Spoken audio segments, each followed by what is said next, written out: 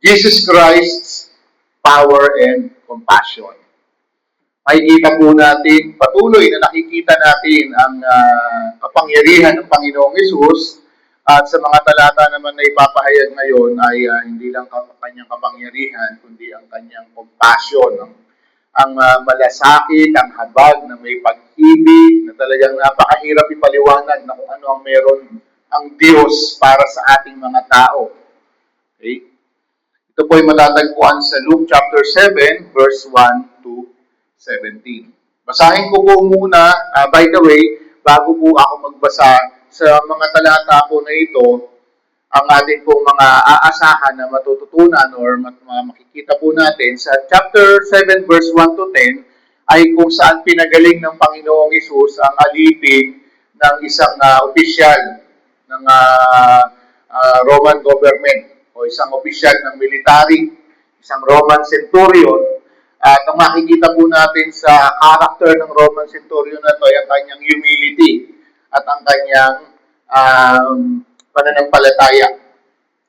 Sa ikalawang bahagi naman po, sa verse 11 to 17, ang makikita po naman natin dito nga yung compassion na meron ng ating Panginoong Hesus. Basahin ko po muna sa chapter 7, verse 1 to 10.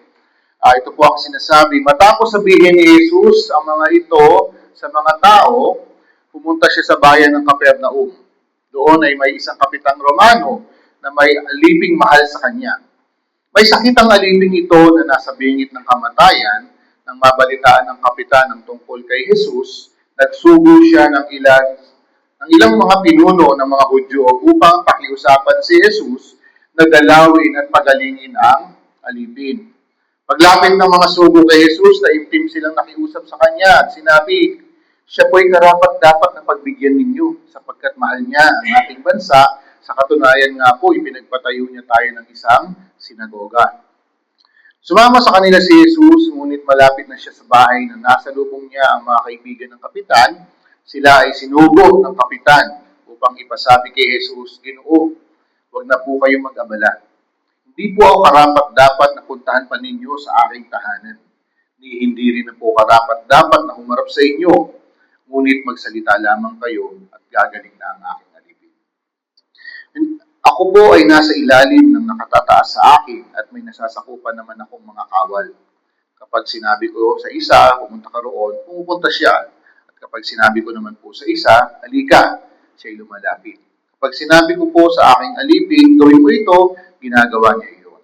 Namangha si Jesus ang marinig ito, kaya humarap siya sa napakaraming taong sumusunod sa kanya at sinabi, kahit nasa Israel ay hindi ako nakakita ng ganitong kalaking pananampalataya. Pagbalik nila sa bahay, narap na ng mga sinugo na magaling na ang alipin. Diyos po magpala sa kanyang mga salita. Dito po na pinagaling po ng Panginoong Hesus ang alipin ng isang Roman centurion.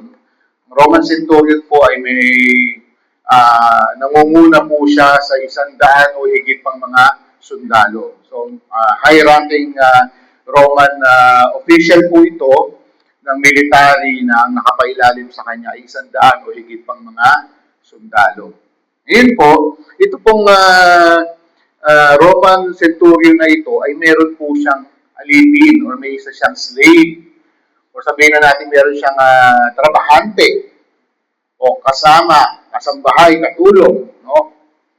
Ngayon, ito pong kanyang minamahal. Sabi dito, itong kanyang servant ay kanyang minamahal at nagkaroon ng malubhang karamdaman.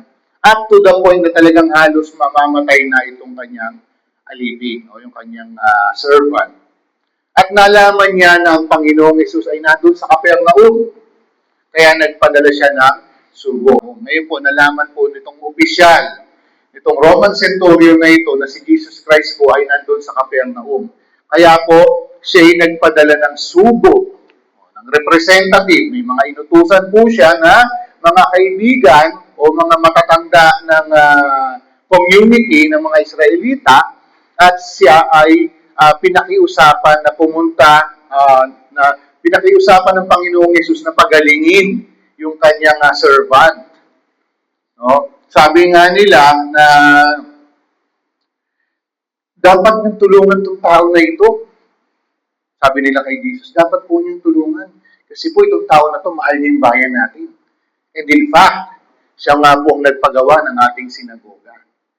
So ito po ay isang hintil, ito po ay isang Roman centurion at pinakikita po ng mga sinugo niya, mga leaders po ito ng Jewish community na dapat siyang paboran ng Panginoong Hesus kasi sa kanyang mga actions ay pinakita niya kung gaano niya nire-respeto, minamahal ang bayan ng Israel at isa nga doon sa kanyang proof ay nagpatayo po siya ng sinagoga. Titingnan po natin dito, itong Roman centurion na ito, isa po siyang mataas na opisyal, pero yung kanyang pagpapahalaga sa buhay ng isang servant, ng isang alipin, ay nagpapaliwanag na ng kanyang pagkatao. Alam niyo po ba ng mga panahon na yon, ng isang alipin o isang servant, isa po itong tao, pero walang karapatan. Para lang po siyang kasangkapan. Kung anong gustong gawin ng kanyang amo, gagawin niya sa tao na ito o sa kanyang servant. Kung mamamatay itong servant na ito, madali siyang palitan ng kanyang amo, ng Roman centurion na ito, madali siyang palitan. Pero hindi. It only shows his character. Na ganun niyang pinahahalagahan yung buhay, isang buhay ng kanyang alipin. Which is sobrang dali niyang palitan. Lalo na ng mga panahon na yon. Hindi siya isang ordinaryong mamamayan, isa po siyang opisyal na ang Israel ay nasasakop ng Roman Empire at isa po siya sa mga opisyal nun. Pinahahalagahan niya po ang buhay ng isang alipin niya na ito at nagawa niya na ipalapit sa Panginoong Hesus at para pagalingin yung kanyang alipin. At ngayon nga, nung sinabi na ng mga kaibigan, ng mga Jewish leaders kay Jesus Christ, dapat niyo po sana siyang pagbigyan o paboran dahil mahal niya po ang ating bayan. So, ang naging response po ng ating Panginoong Hesus sa verse 6, sumama sa kanila si Jesus, ngunit nang malapit na siya sa bahay, ay nasa lubong naman niya ang mga kaibigan ng Roman centurion na ito. Okay? Ang mga kaibigan. Sabi naman, ang message naman po, Ginoo, huwag na po kayong mag-abala. Hindi po ako karapat-dapat na puntahan pa ninyo sa aking tahanan. Ni hindi rin ako karapat-dapat na humarap sa inyo. Ngunit magsalita lamang kayo at gagaling na ang aking alipin. Una po, nagpasugo po siya na pagalingin ni Jesus Christ yung kanyang alipin sa mga Jewish leaders. Pangalawa po, nung sumama na po siya, hindi pa sila nakakarating dun sa bahay ng Roman centurion. Itong Roman centurion nagpadala ulit ng sugo, mga kaibigan naman niya. Huwag na po kayong tumuloy sa aking bahay dahil hindi po ako karapat-dapat na tumuloy man lamang kayo sa loob ng aking tahanan. Sabihin niyo lamang po at gagaling ang aking alipin. Dito po mga kapatid, nakikita po natin yung kanyang humility at saka yung kanyang faith. Bakit? Unang-una po, nire-respeto po niya yung sitwasyon po sa bayan na yun. Nagpasugo siya kasi alam niya sa sarili niya, I'm not worthy to ask Jesus personally na tulungan niya ako pagalingin yung aking slave, yung aking servant. Kaya pangalawa, nung papunta na si Jesus Christ sa kanyang bahay, nagpasugo ulit siya na Lord, wag na po kayong tumuloy sa aking tahanan, sabihin niyo lamang po at gagaling na ang aking alipin. Hindi po, kasi po, pagka binasa po natin ito ng hindi masyadong inuunawa, baka po maisip natin, napakataas naman yata ng pride nitong Roman centurion na to, kung opisyal siya, panay-utos na lang siya at ayaw niyang harapin ng Panginoon. Hindi po. Culturally po, dahil po siya isang hentil at kinikilalang guro ang Panginoong Hesus, hindi po siya talaga karapat-dapat. Lalong-lalo na po, pagpapasok ang isang Hudyo sa bahay ng isang hentil, hindi po maaari. Kaya hindi po natin pwedeng isipin na siya'y tinatamad o ayaw niyang masyado niyang minamaliit si Jesus kaya ayaw niya personally umarap. Hindi po. It's a sign of His respect sa mga Hudyo. Pangalawa, it's a sign of His humility. Nasabi niya, hindi po ako karapat dapat umarap sa inyo. Alam niyo po itong pananampalataya po na ito, nitong Roman centurion na ito. Grabe. Ramdam po at alam po ng Panginoong Hesus kung gaano ang kanyang pagkilala kay Jesus Christ. Say the word, and my servant will be healed. Bigla ko pong naalala nung si Mary po at saka si Martha nung namatay po si Lazaro. Sabi nila, Panginoon, kung naririto lamang kayo, hindi sana namatay ang aking kapatid.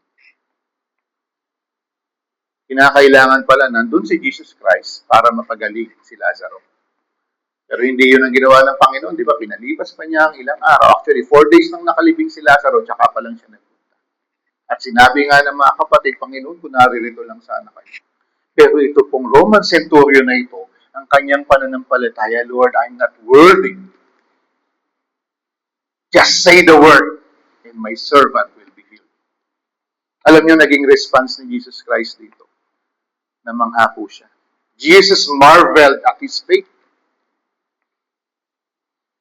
Jesus marveled at His recognition of Jesus Christ's authority. Kasi po dito sa verse na 8, sabi niya, ako po ay nasa ilalim ng mga nakatataas sa akin. At may nasasakupan naman din ako mga kawal. Kapag sinabi ko sa isa, pumunta ka doon, pumunta siya. At kapag sinabi ko naman sa isa, halika, lumalapit siya. Kapag sinabi ko sa aking alipin, gawin mo ito, gagawin niya yun. Namangha po si Jesus Christ dahil sa kanyang pagkilala sa authority ni Jesus Christ. Meaning, alam niya na si Jesus Christ being Lord, yung kanyang kayang gawing pagalingin. His authority over sickness. Sabihin niyo lamang po, gagaling ang aking alipin. Pinakikita po dito ng Roman centurion.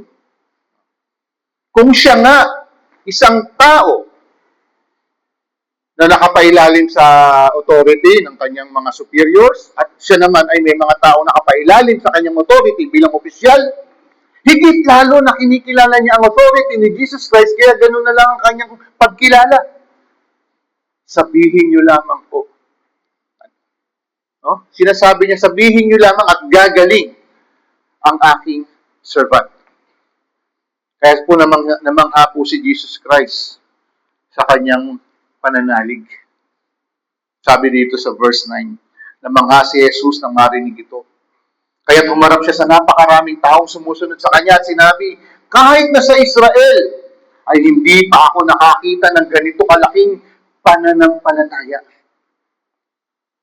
Ano ibig sabihin dito? The mere expression nitong tao na ito, na Panginoon, sabihin niyo lamang at gagaling naman. Gagaling ang aking servant. Walang gumawa niyan na isang Israelita. Na mga lumaki na alam ang sinasabi ng kautusan, na lumaki na ipinakikilala sa kanila ang Diyos. Pero itong Roman centurion na ito, hindi po siya lumaki na alam ang kautusan. Maaaring lumaki siya sa pagkilala sa iba't ibang mga Diyos-Diyosan. Dahil ito po yung pagano, ito po yung hintil. Pero nung nalaman niya ang mga nangyari na mga nagawa ng Panginoong Yesus sa kanilang lugar at sa ibang mga lugar, nagkaroon siya ng pagkilala kung sino si Jesus Christ. Pagtapos niyang sabihin yon, bumalik na po sila. Pag-uwi nila, magaling na ang servant na ito ng Roman centurion.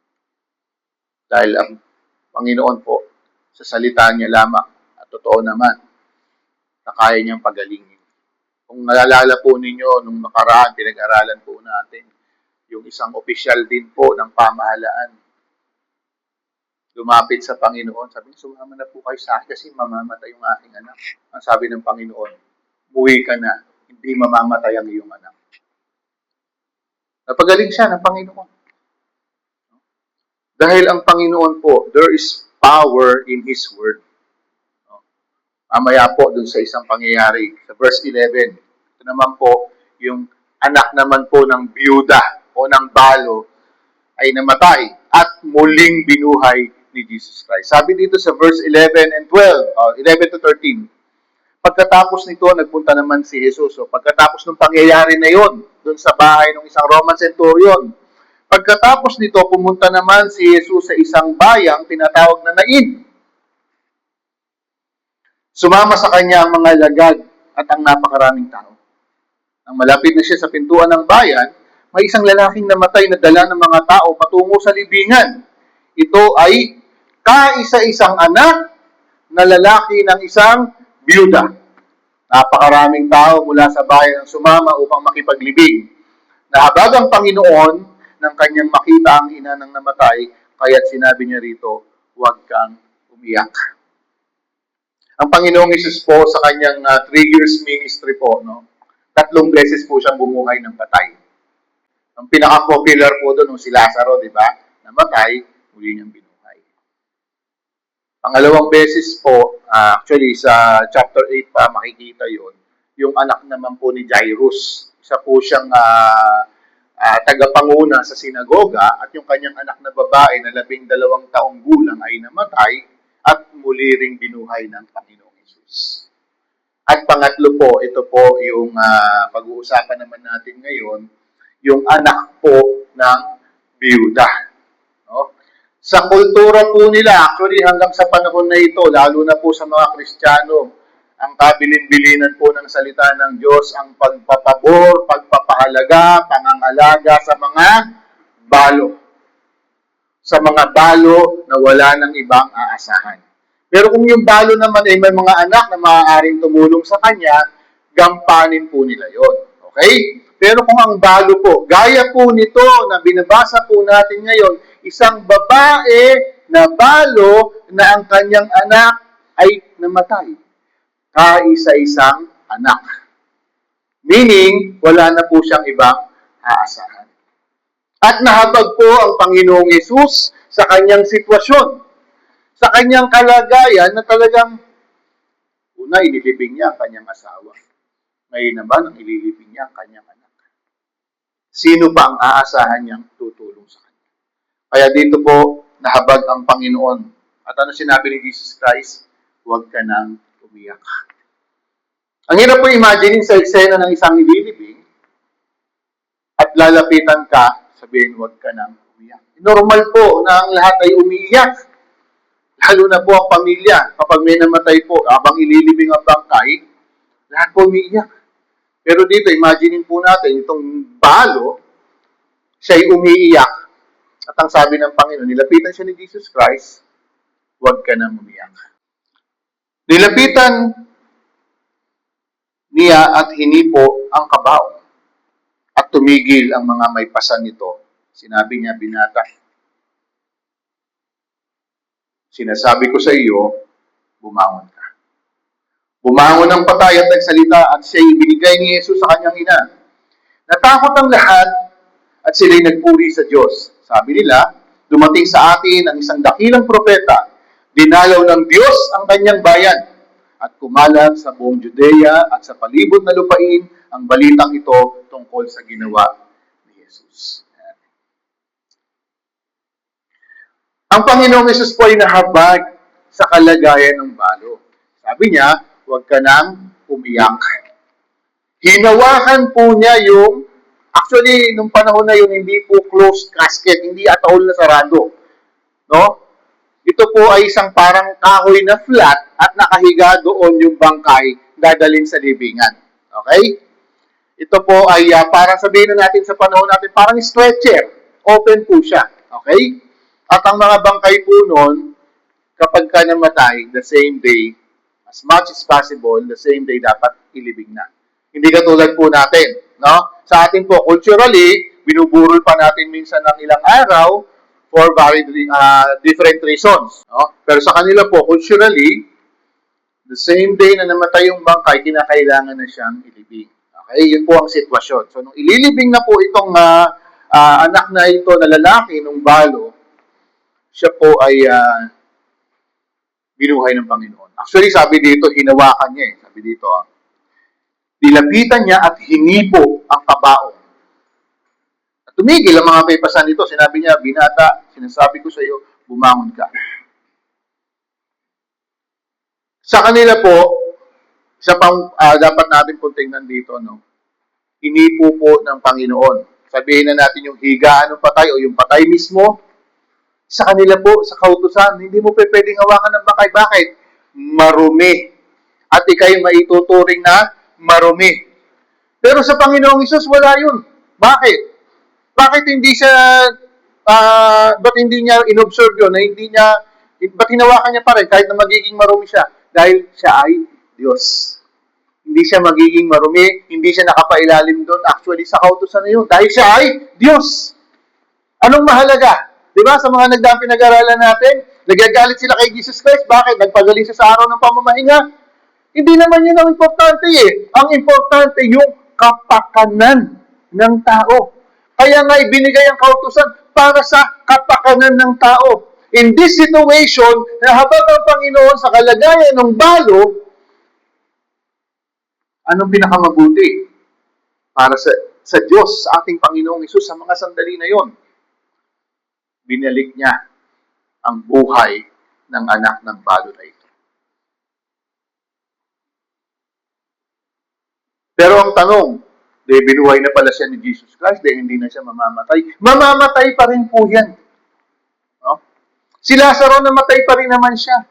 Yung anak ni Jairus, namatay pa rin siya. At itong minanaw na ito, namatay pa rin siya later on.